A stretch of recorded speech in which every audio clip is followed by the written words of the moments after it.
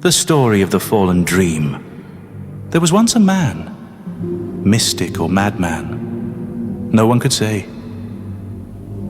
He wandered the desert for 40 days, whispering into nothing, until the sky split open like torn fabric. And he saw the truth. Not angels, not gods, but symbols, patterns, a scaffolding of light and thought, projected from within. The desert was a mirror.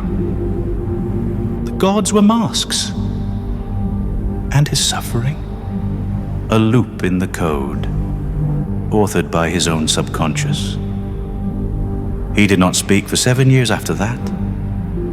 Because once you see the trick, you stop applauding the magician. This is the secret they never tell you.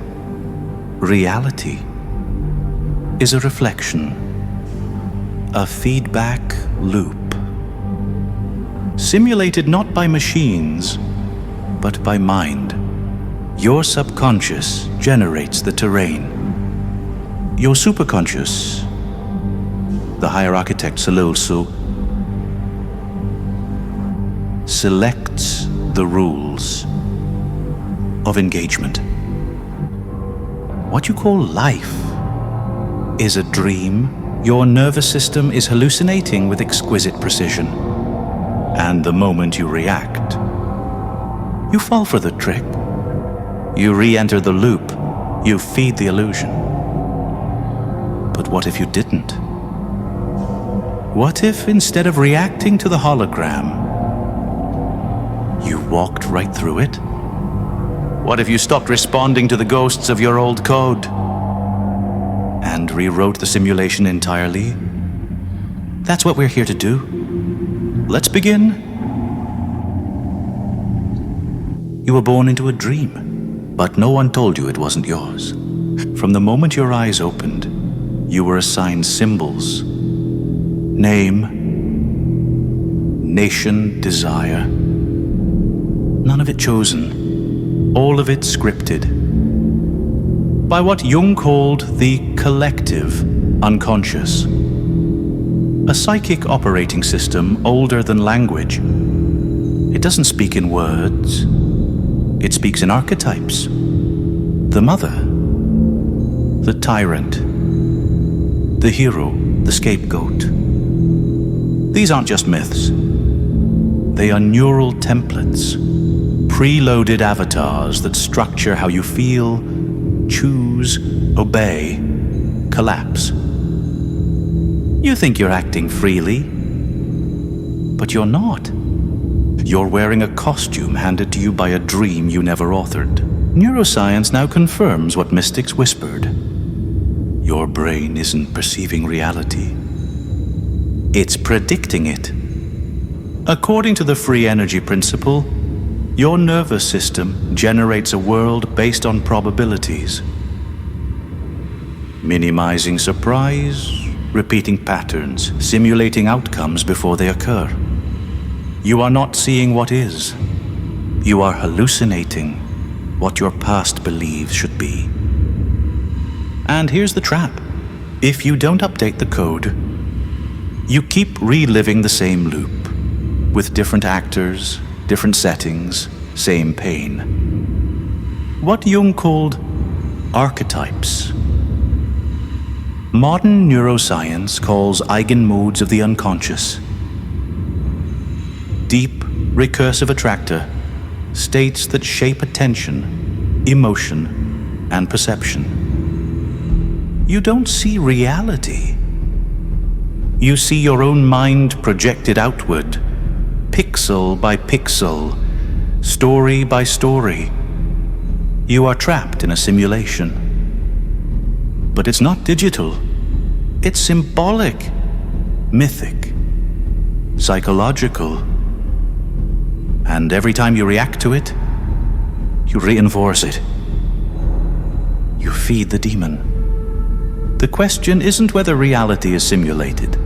The question is, whose simulation are you living in? Because until you make the unconscious conscious, you will be moved by invisible hands. And call it fate. There is a neural architecture of belief. What you believe writes what you see. Not metaphorically, neurologically. Your prefrontal cortex is a projector, and what it projects is built using something called prefrontal synthesis, the brain's ability to stitch symbols, memories, and imagined futures into a mental scene. This is your internal screenwriter. It builds entire realities from scratch.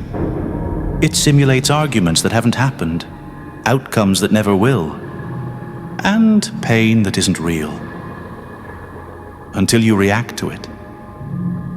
And once you do, the illusion locks in. But it doesn't stop in your head. According to the science of embodied cognition, your thoughts bleed into flesh. Belief isn't just a mental script. It's muscle tension, posture, hormone, breath. You don't just think you're powerless. You hunch your shoulders. You restrict your diaphragm. You lower your gaze. You become it. Emotion is not an after effect of thought. Emotion is thought, made blood-warm and biological. The simulation feeds on that. It loops you through memories, triggers, symbols, and waits for the moment you react. Not with logic, but with emotion. With breath, with body, with belief. And every time you respond the same way, you reinforce the blueprint. You anchor the hologram. You signal to your nervous system, this is the real world. Give me more. And it will.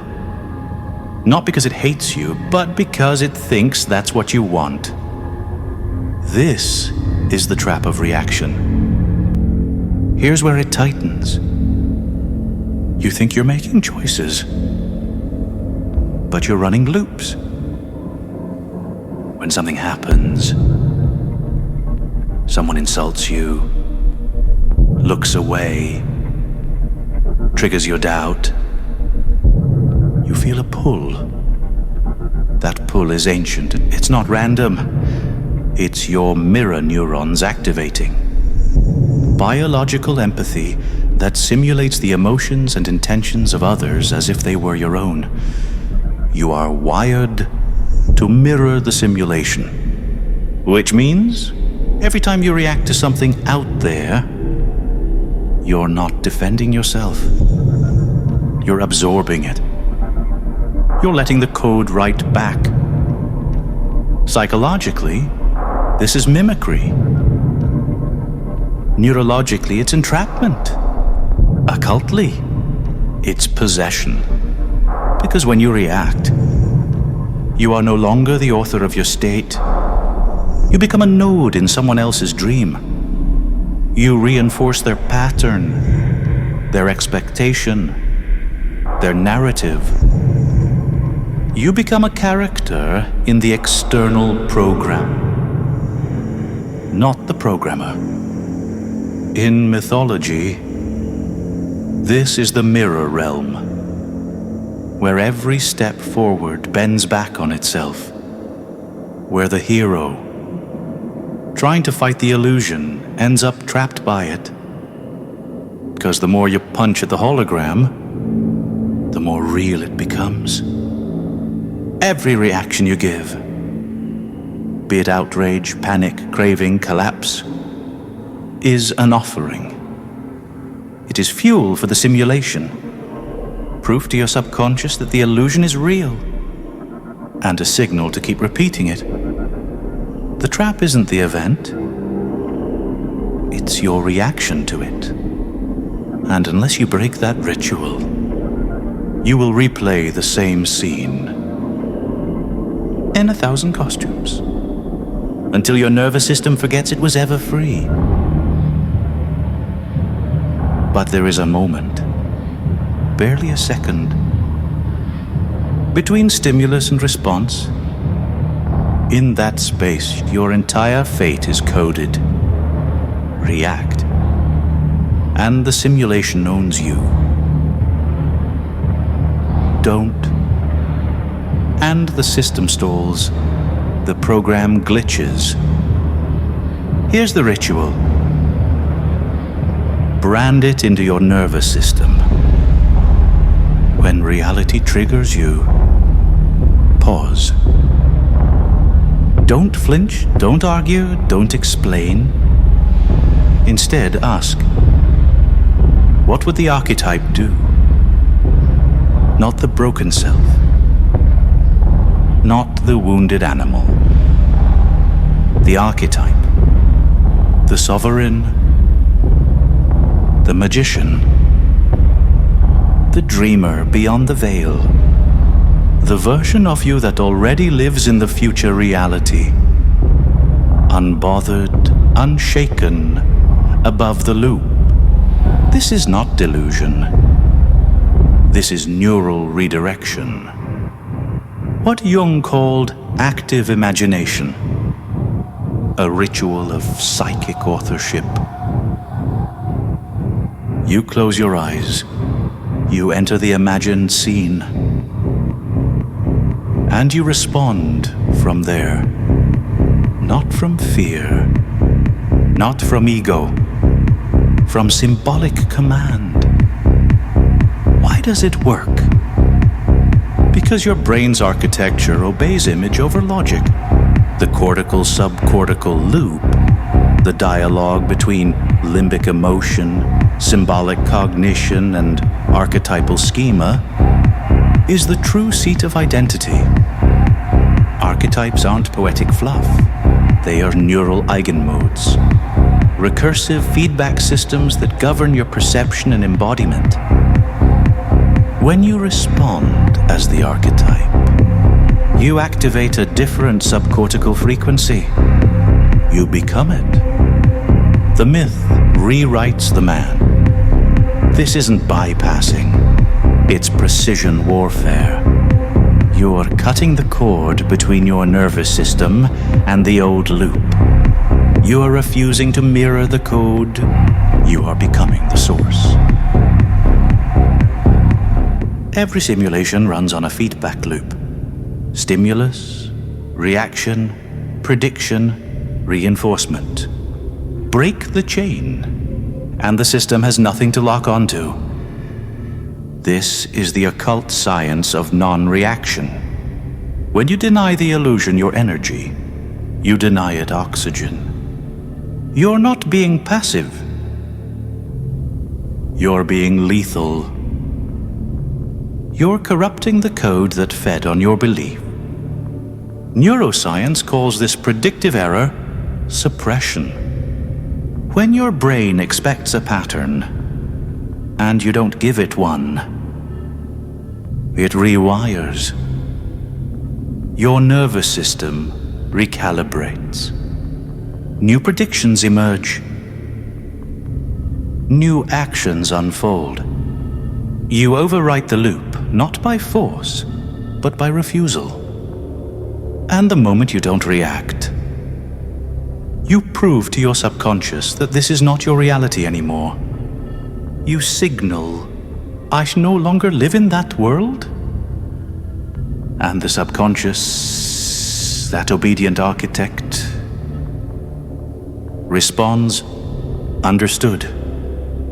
Non-reaction is not apathy. It's dominance.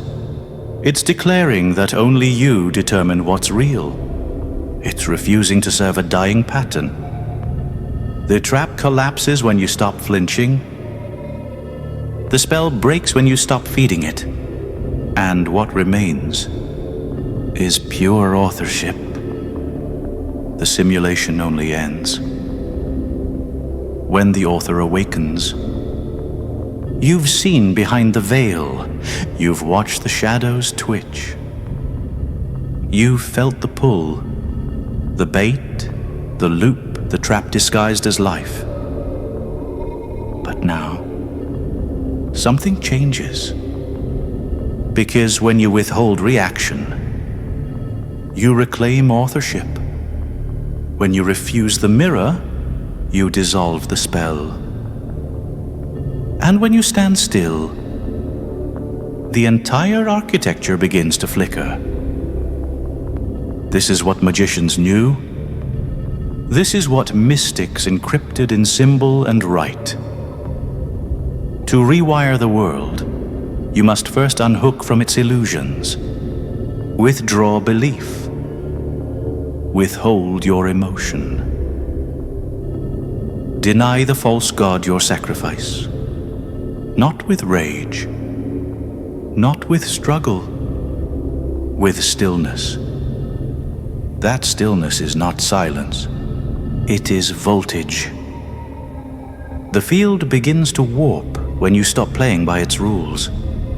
And now, you are no longer a character in the dream. You are the dreamer. We are now bringing the initiation phase to a close. If you've been watching from the beginning, you already know what's coming.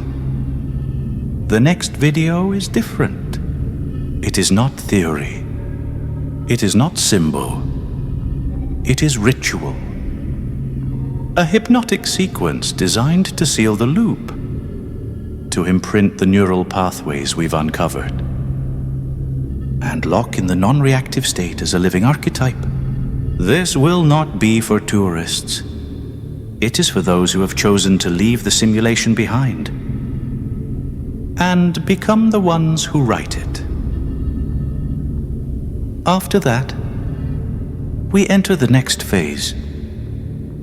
You will no longer hide behind philosophy. You will face the real rituals. The ones that happen in boardrooms, classrooms, bedrooms, screens. You'll be ready to stand inside the collapse, to face the shifting world, not with panic, but with presence. To meet the machinery of modern life, the daily fear, the existential tremor that hums beneath polite society, and not run, but see clearly, stand firmly, and act with precision. The world you see now is a ghost. The new one is waiting. Subscribe, bookmark, prepare. And when you're ready, step through. We'll meet on the other side.